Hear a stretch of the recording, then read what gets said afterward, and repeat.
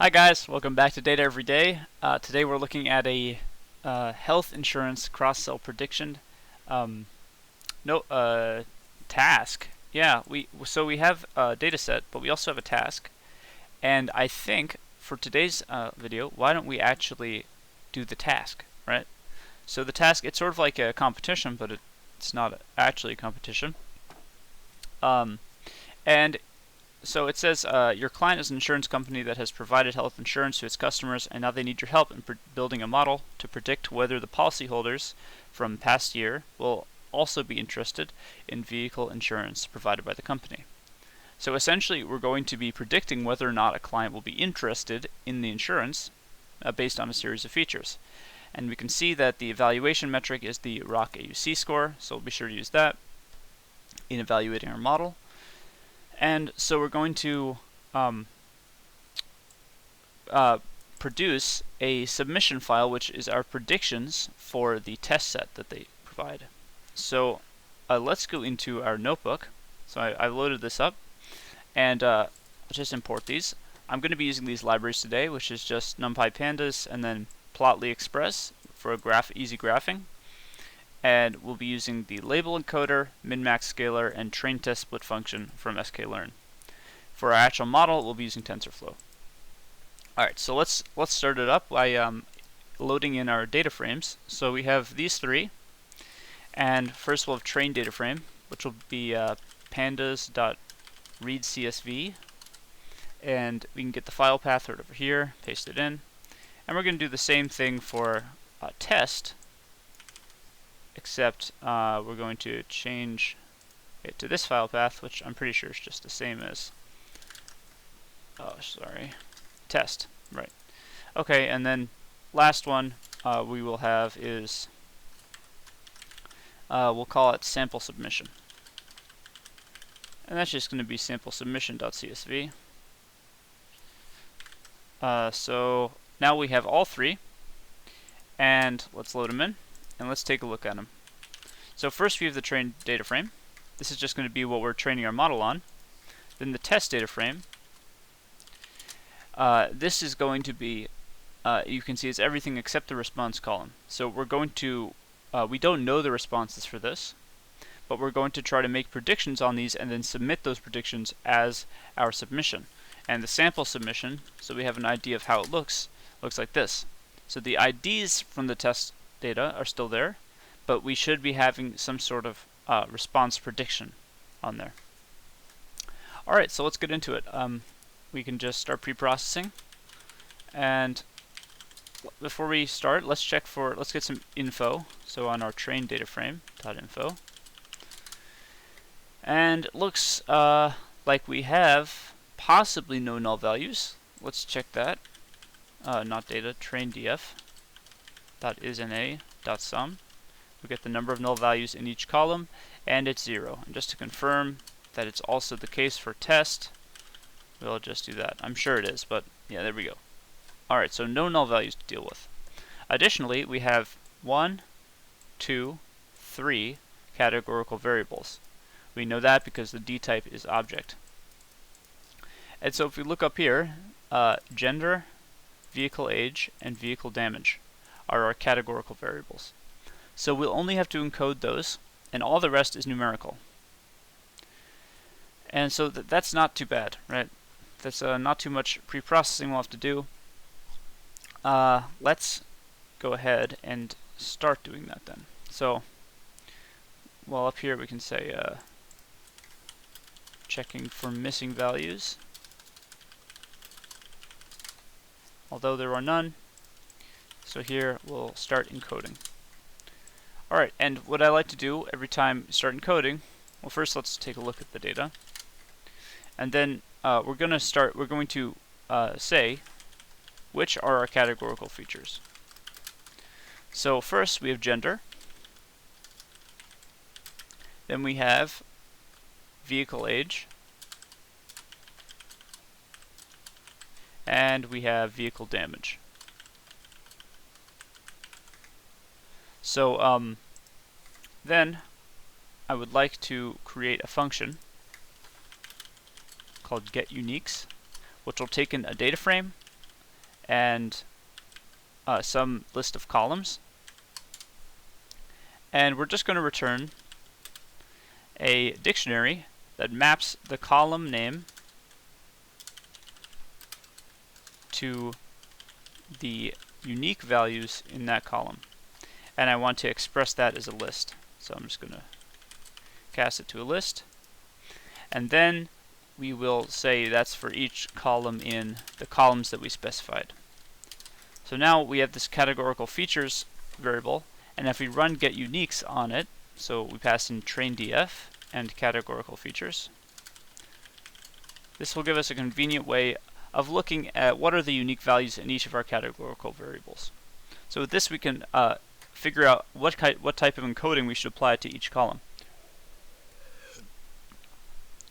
So it looks like we have two binary columns. Gender and vehicle damage only take on binary values, male or female, or yes or no.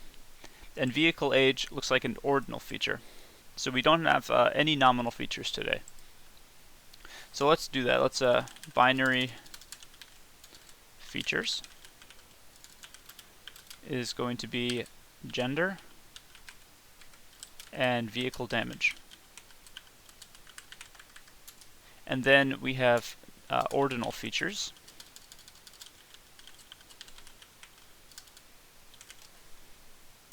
And that will be just vehicle age.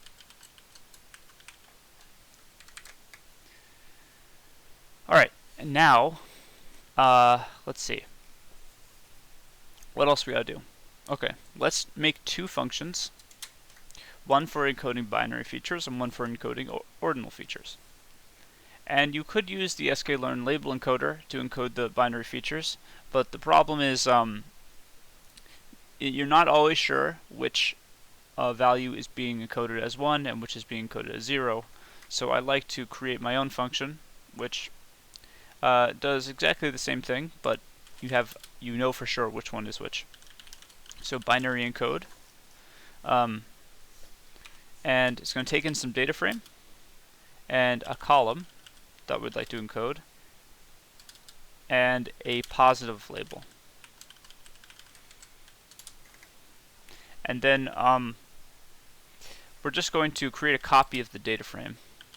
This will prevent us from accidentally modifying the data frame in place. And then we're going to say we're going to apply a lambda function to the column that we specified. Dot apply lambda and take in some x. It's going to return 1 if x is the positive label that we specify, and otherwise it'll return 0. And then we can just return the data frame there.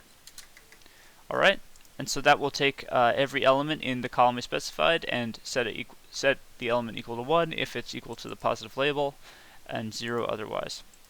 Then let's do an ordinal encode function that will take in a data frame, a column we'd like to encode, and an ordering of the values in that column. And this one we'll again create a copy to prevent modifying in place. And then we will apply another lambda function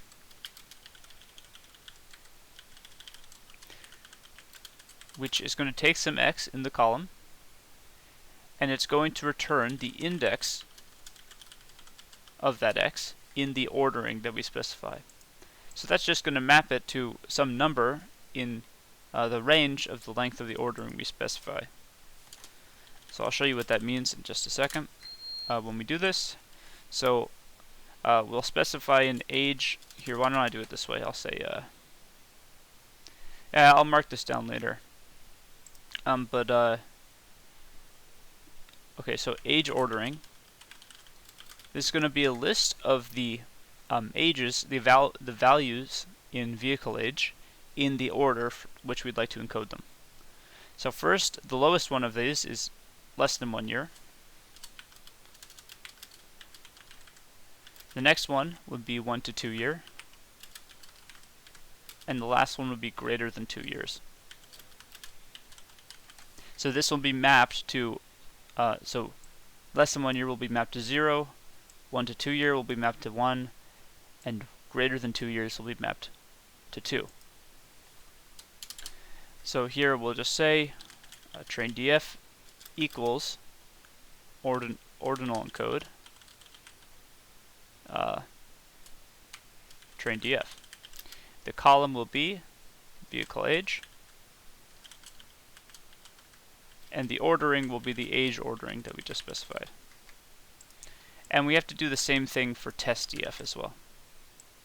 Anything that we're going to do to train, we have to do to test, so that we can make predictions on the same format of data. So if we look at train df now, you can see that the vehicle age has now been mapped to 0, 1, or 2, whereas before it was these text values. Alright, now for binary encoding, we'll just train df dot equals binary encode, and we're going to the column we want is going to be gender, and we specify a positive label. So we'll just use male as the positive label as per convention, and then we'll do the same thing for test. Then we will do the same thing except for vehicle damage, which is our other binary feature. And the positive label here is yes.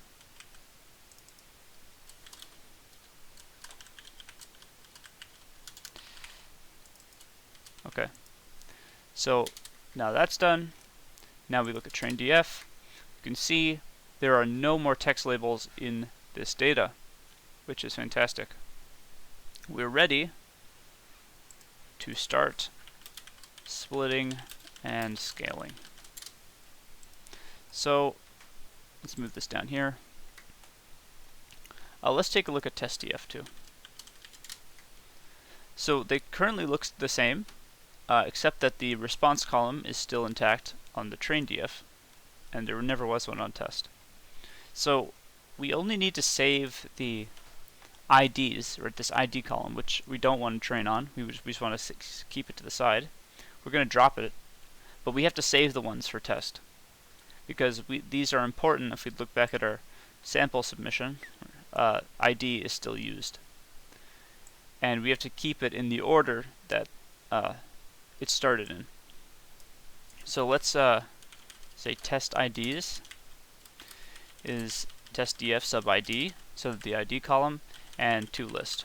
So it'll just be a list of the IDs. And we're just going to drop that ID column from both train df and test df.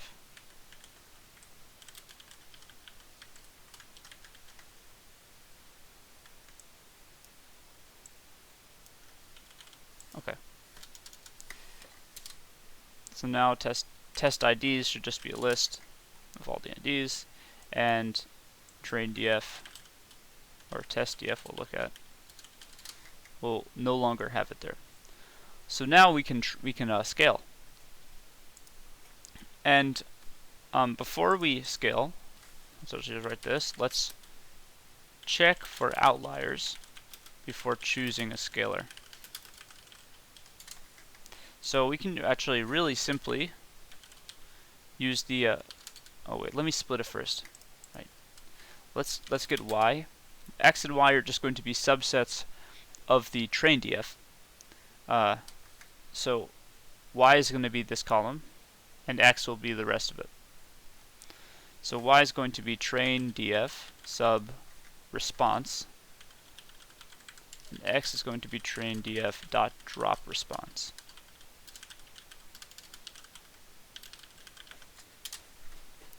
Alright, now we can check the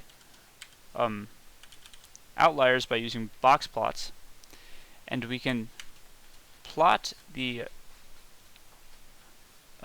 all the columns in the data frame by just calling this dot plot function from pandas, and it uses a matplotlib under the hood to do this.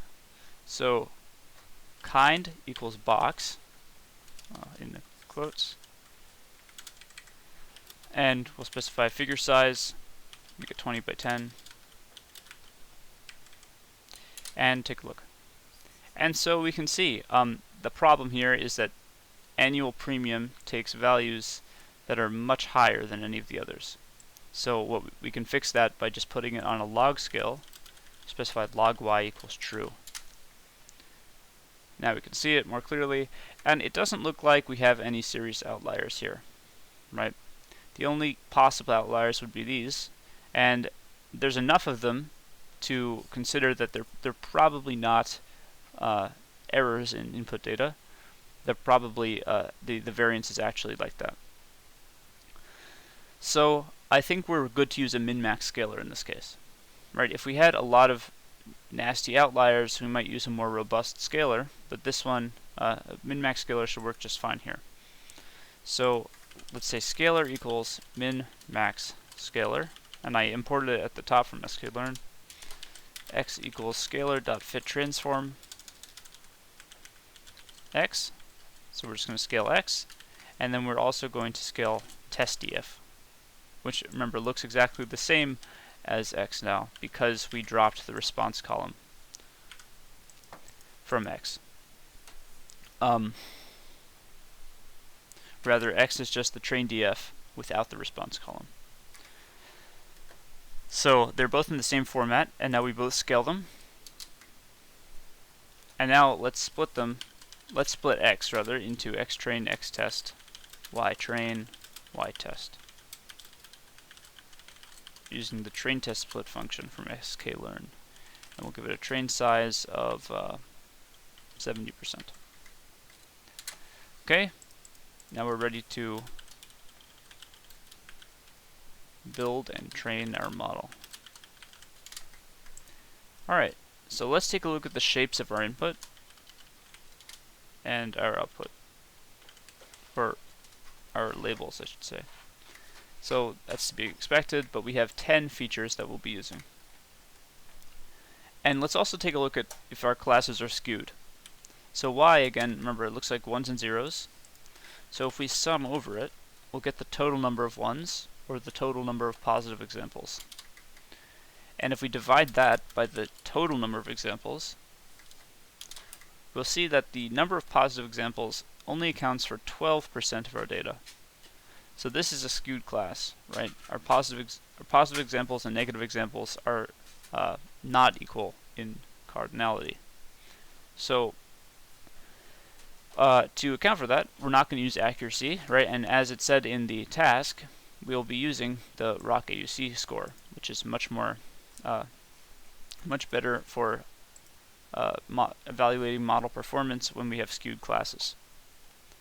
So we're going to use the TensorFlow neural network, and we're just going to create an input layer, and the shape is going to be the number of features we have, which is 10. So we're inputting 10 features, and our first hidden layer will just be a dense layer with 64 activations, and we'll give it an activation function of ReLU. Then we'll do another one that's exactly the same, and then we'll specify an outputs layer, which will be another dense layer, but we only output one value because it's going to be the probability estimate for the positive example, which implies the probability estimate for the negative example.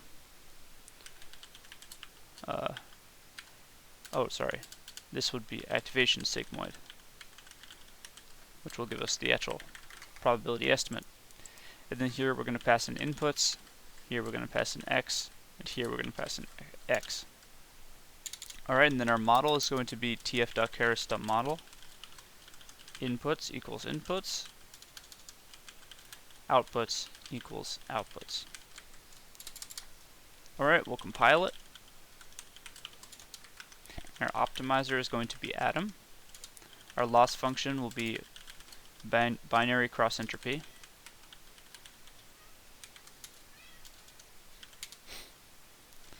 And the metrics will be, we're going to use the AUC score.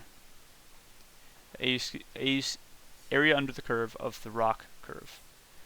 So tf.keras.metrics.auc, name AUC, and by default this gives the AUC of the rock score, a rock curve.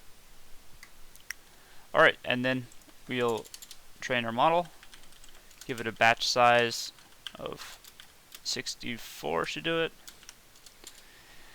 and we'll just train for 25 epochs, and we'll store our model's history in the history object called history. And we'll fit it on the train set, xtrain, ytrain, give it a validation split of 20%, and a batch size as we specified, and equals batch size, and number of epochs as we specified.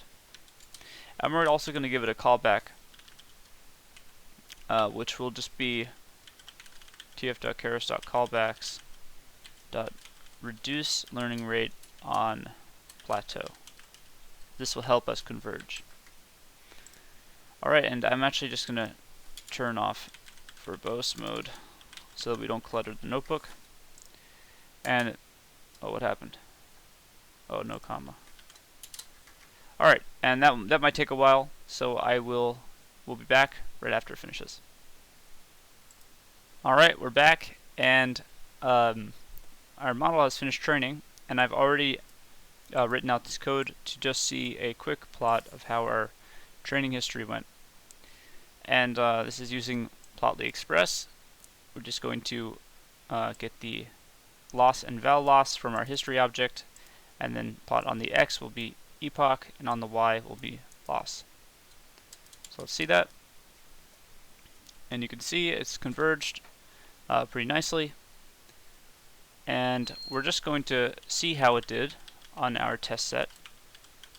So on x test, y test. Not bad. We're having a area under the curve of 0.85. That's really good. That's very good. Now let's make predictions. And we'll submit. Alright, so let's take one more look at our sample submission, just to be sure of what this is supposed to look like. And we should have an index column, an ID column, and excuse me, a response column. This will be our predictions, this will be the IDs. And we have the IDs saved in test IDs. We just have to get the predictions. So if we put model.predict on the test df in preds, and we take a look at that, you can see it's a NumPy array of probability estimates, which isn't what we want, right? We just want zeros or ones. So we're going to have to change it a bit. So we can, if we do preds greater than or equal to 0.5, which means if the probability of being positive is greater than 50%, we'll have true, otherwise it will be false.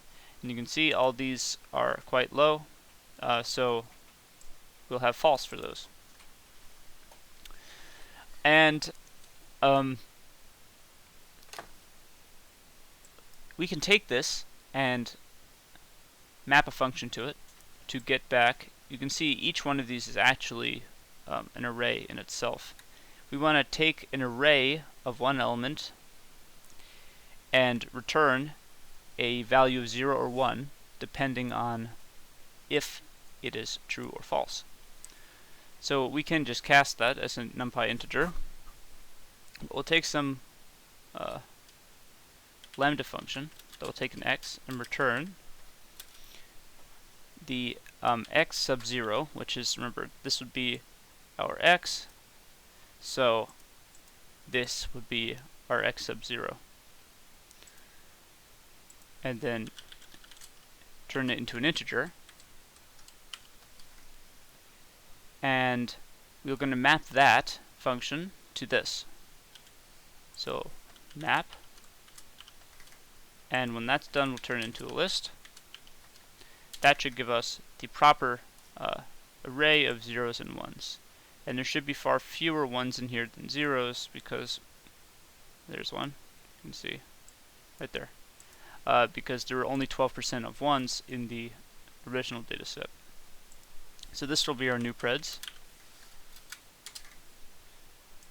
And then we'll make a submission data frame, which will just be a concatenation of two series.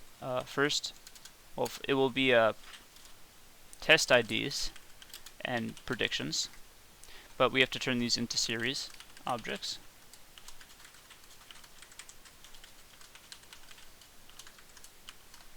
Alright, and concatenate along the column axis. And then let's just label the columns as they are in the sample submission. So we have ID and response. Alright, now we look at submission, and we see it is exactly as the same shape as sample submission. So we can just say sample submission dot shape equals submission dot shape. True. So we can submit, and to get that, we'll just say submission.toCSV / for working directory and submission.csv. Run that, and you can see over here we have a file now called submission.csv. We can hit this, download it, and submit. So that will be all for today. Thank you so much for watching. If you enjoyed, make sure to subscribe, hit the bell, and leave a comment in the section below. I'll see you guys tomorrow. Have a great day.